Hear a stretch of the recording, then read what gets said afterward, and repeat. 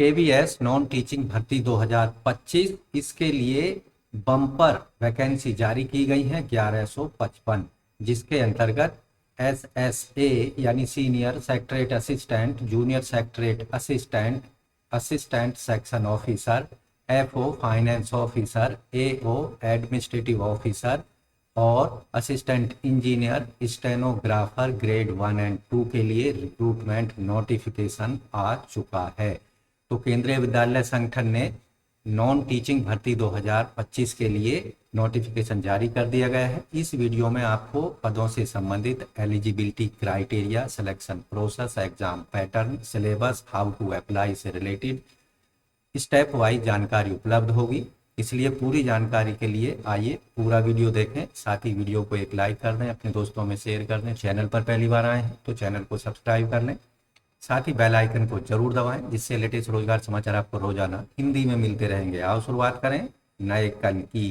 दोस्तों, हमें आ चुके हैं केंद्रीय विद्यालय संगठन की वेबसाइट पर। रिक्रूटमेंट नोटिफिकेशन से रिलेटेड पेज आपकी स्क्रीन पर है। यहाँ रिक्रूटमेंट नोटिफिकेशन नंबर 1/2025 दिया गया है। Filling up non teaching post and teaching post, यहाँ डिटेल एडवर्टाइजमेंट पर आप जा सकते हैं, जिसके लिए हम यहाँ पहले से ही एडवर्टाइजमेंट डाउनलोड कर लिए हैं। केंद्रीय विद्यालय संगठन और केंद्रीय नवोदय विद्यालय समिति के द्वारा ये कंबाइंड रिक्रूटमेंट नोटिफिकेशन जारी किया गया है योग्य भारतीय नागरिकों से नॉन टीचिंग पदों पर ऑनलाइन मोड में मांगे जा रहे हैं। केवीएस नॉन टीचिंग रिक्रूटमेंट 2025 के लिए। तो यहाँ पदों की संख्या पोस्ट वाइज और कैटेगरी वाइज हम बता रहे हैं। एडमिनिस्ट्रेटिव ऑफिसर के टोटल यहाँ पर 12 पद हैं, जिनमें से जनरल के 6, ईडब्ल्यूएस का 1, ओबीसी के 3, एससी एसटी का 1-1 है। फाइनेंस ऑफिसर 1-1 पद है। अनरिजर्व और ईडब्ल्यूएस 2 ओबीसी 1 एससी, टोटल 5 हैं। असिस्टेंट इंजीनियर 1-1 अनरिजर्व और ईडब्ल्यूएस 2 पद हैं total. Assistant section officer 31 general, 7 EWS, 19 OBC, 11 SC और 6 एसटी के मिलाकर 74 पद हैं। जूनियर ट्रांसलेटर 5 पद जनरल के, 2 ओबीसी के, 1 एससी का, टोटल 8 पद हैं। सीनियर सेक्रेटरी असिस्टेंट 114 जनरल के, 28 ईडब्ल्यूएस, 75 ओबीसी, 42 एससी और 21 हैं एसटी के, टोटल हैं 280। जूनियर सेक्रेटरी असिस्टेंट 277 जनरल के हैं, 68 ईडब्ल्यूएस, 184 ओबीसी, 108 एससी और 77 एसटी के मिलाकर 714 पोस्ट हैं। स्टेनोग्राफर ग्रेड 1 3 जनरल के पोस्ट हैं केवल, और स्टेनोग्राफर ग्रेड 2 के 19 जनरल, 3 ईडब्ल्यूएस और 20 ओबीसी, 9 एससी, 6 एसटी के मिलाकर 57 पोस्ट हैं। तो ओवरऑल पदों की संख्या यहाँ पर हो जाती है।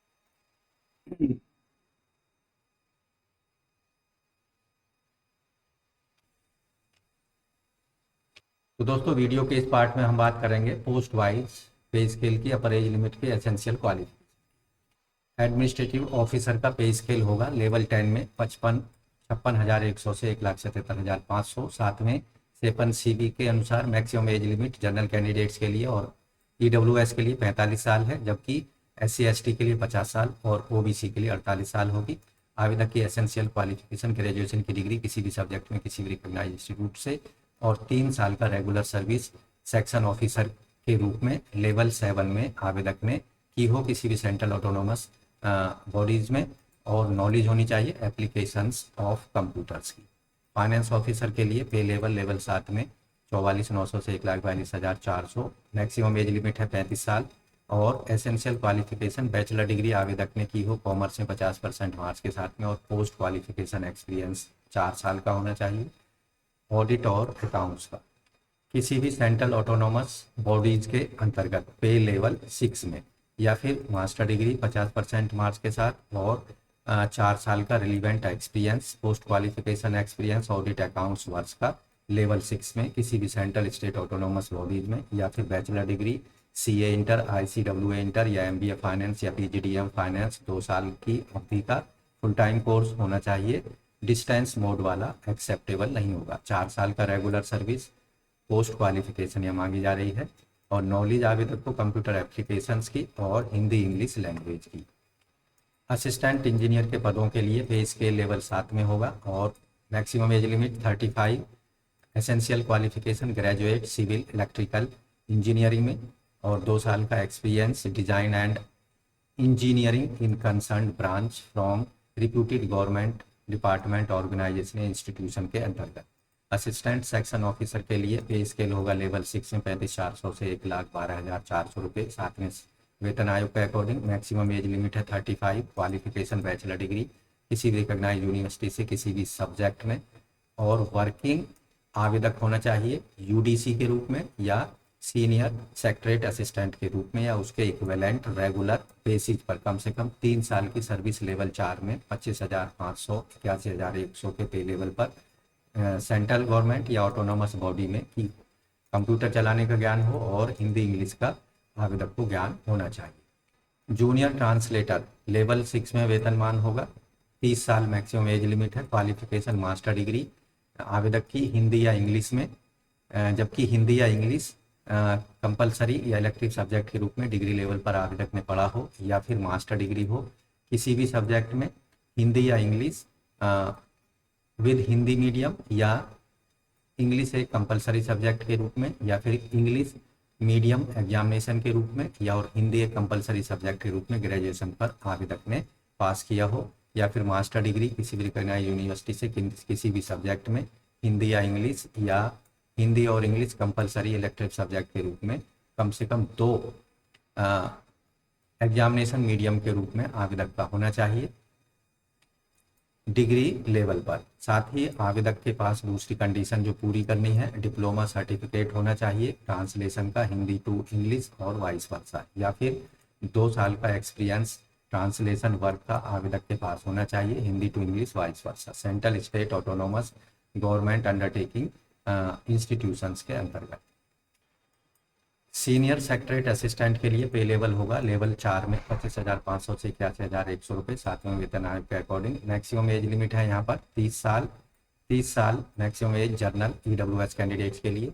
एसेंशियल क्वालिफिकेशन बैचलर डिग्री किसी भी सब्जेक्ट में किसी भी यूनिवर्सिटी से। वर्किंग हो आवेदक जूनियर सेक्रेटरी असिस्टेंट या एलडीसी के रूप में रेगुलर बेसिस पर 3 साल की सर्विस आवेदक ने लेवल 2 में 19,900 से 63,200 पे स्केल में की हो सेंट्रल ऑटोनोमस बॉडीज में। साथ ही आवेदक को नॉलेज होनी चाहिए कंप्यूटर चलाने की और हिंदी इंग्लिश का ज्ञान होना चाहिए। स्टेनोग्राफर ग्रेड 1 के लिए पे स्केल होगा लेवल 6 में 35,400 से 1,12,440। मैक्सिमम एज लिमिट है 30 साल। जनरल ईडब्ल्यूएस के लिए क्वालिफिकेशन ग्रेजुएट डिग्री होनी चाहिए किसी भी सब्जेक्ट में। शॉर्ट हैंड स्पीड आवेदक की होनी चाहिए 100 पर वर मिनट की इंग्लिश में और हिंदी में शॉर्ट हैंड की, और टाइपिंग स्पीड 45 पर मिनट इंग्लिश में और हिंदी में। वर्किंग आवेदक होना चाहिए स्टेनोग्राफर ग्रेड 2 के लिए रेगुलर बेसिस पर कम से कम 5 साल की सर्विस आवेदक ने सेंट्रल स्टेट ऑटोनोमस बॉडीज में की हो लेवल 4 में।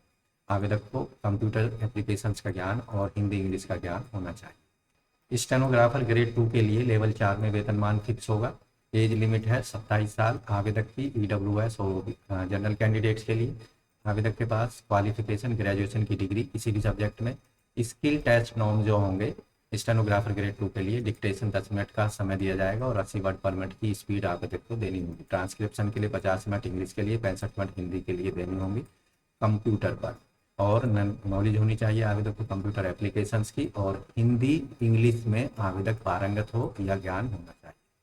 जूनियर सेक्रेटरीट असिस्टेंट जेएसए के लिए लेवल 2 में वेतनमान होगा 19,900 से 63,200।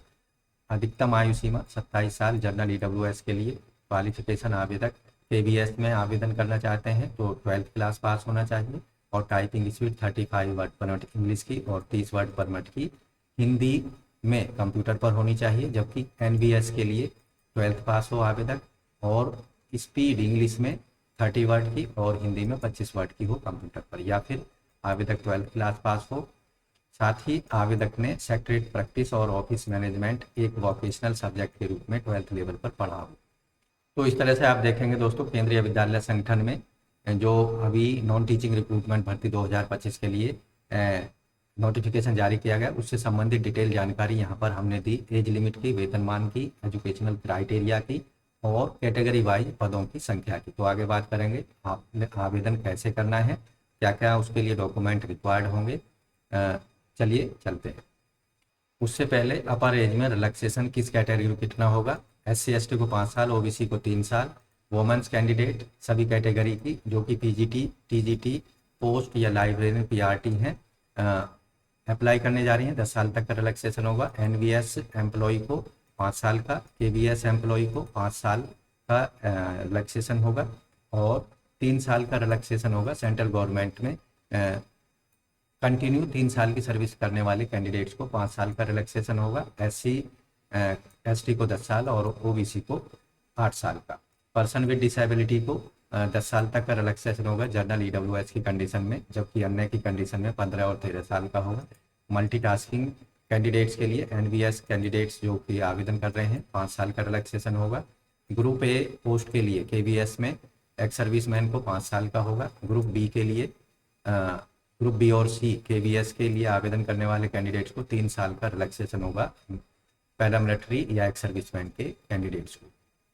मोड ऑफ सिलेक्शन जो होगा, रिटन एग्जामिनेशन इस टायर 1 और टायर 2 का एग्जाम यहाँ पर कंडक्ट कराया जाएगा। यहाँ नॉन टीचिंग जो पोस्ट है इसमें टायर 1 के एग्जाम में 6 पार्ट होंगे, जिसमें पहले 4 पार्टों में 20-20 क्वेश्चन पूछे जाएंगे 60-60 मार्क्स के, और लास्ट के जो 5th और 6th पार्ट है इसमें इंग्लिश और मॉडर्न इंडियन लैंग्वेज पर 10-10 क्वेश्चन पूछे जाएंगे 30-30 मार्क्स के।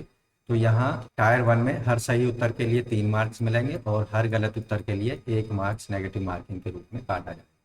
टायर 1 का 2 घंटे का समय होगा। रिटन एग्जामिनेशन के लिए OMR आधारित और ऑब्जेक्टिव क्वेश्चंस पूछे जाएंगे। दोस्तों इन सभी पदों के लिए जो कि नॉन टीचिंग पद हैं, इसके लिए डिफिकल्टी लेवल होगा टायर 1 के एग्जाम का ग्रेजुएशन लेवल का। टायर 2 का एग्जाम जो होगा इसमें डेस्क्रिप्टिव और ऑब्जेक्टिव टाइप दोनों होंगे। हिंदी इंग्लिश में क्वेश्चंस मिलेंगे। डिटेल सिलेबस यहाँ NVS KVS की वेबसाइट पर आपको मिल जाएगा। ऑब्जेक्टिव टाइप 60 क्वेश्चन होंगे और डेस्क्रिप्टिव टाइप 10 क्वेश्चन पूछे जाएंगे 40 मार्क्स के। यहाँ ऑब्जेक्टिव टाइप में गलत उत्तर देने पर 1/4 मार्क्स काटे जाएंगे नेगेटिव मार्किंग में, जबकि सही उत्तर देने पर 1 मार्क्स दिया जाएगा। दोस्तों यहाँ एप्लीकेशन फीस जो नॉन टीचिंग पोस्ट हैं उनके लिए आप देखेंगे 1500 रुपये एग्जामिनेशन फीस होगी, जबकि 1200 रुपये SSA स्टेनोग्राफर ग्रेड 1 और 2 और JSA के पदों पर 1200 रुपये एग्जामिनेशन फीस होगी और 500 रुपये सभी पदों के लिए प्रोसेसिंग चार्जेज होंगे। ऑनलाइन मोड में पेमेंट करने हैं, credit card, debit card, net banking, UPI से। फीस पूरी तरह नॉन रिफंडेबल होगी। तो दोस्तों इन पदों पर आपको आवेदन कैसे करना है उसकी चर्चा हम वीडियो के इस पार्ट में कर रहे हैं। चलिए शुरू करते हैं।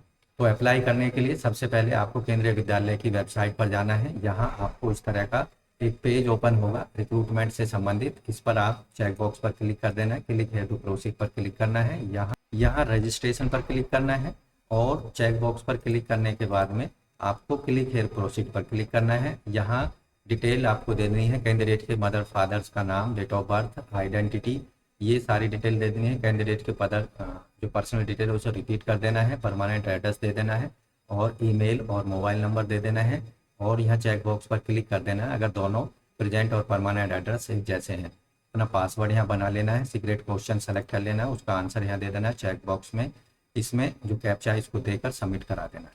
तो इस तरह से आप KVS नॉन टीचिंग भर्ती 2025 के लिए ऑनलाइन मोड में एप्लीकेशन फीस और एप्लीकेशन फॉर्म को 4 दिसंबर तक सबमिट करा सकते हैं। तो दोस्तों आशा करते हैं पदों से संबंधित दी गई जानकारी अच्छे समझ आ गई होगी। आज के लिए बस इतना ही, मिलते हैं नई जानकारी लिए नई वीडियो में। धन्यवाद आपका कीमती समय देने के लिए।